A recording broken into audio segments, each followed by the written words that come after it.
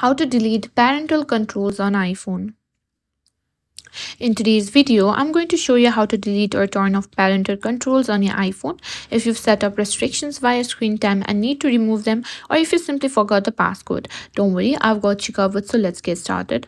The first step is to turn off screen time if you know the passcode. This is the easiest way to remove parental controls. Open the Settings app, scroll down and simply tap on Screen Time.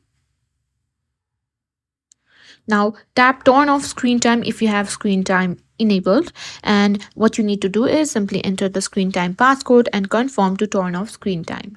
Once you've entered the passcode, the screen time will be disabled and all restrictions will be removed. What if you forgot your screen time passcode?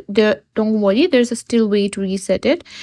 In screen time, simply scroll down and find an option that says change screen time passcode and simply tap on forgot password.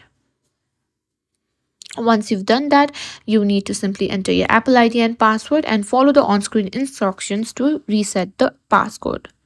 Now, if you can't reset the screen time passcode using your Apple ID, your next option is to reset all settings on your iPhone. To do that, go to Settings. From there, go to General and scroll down until you find an option that says Reset.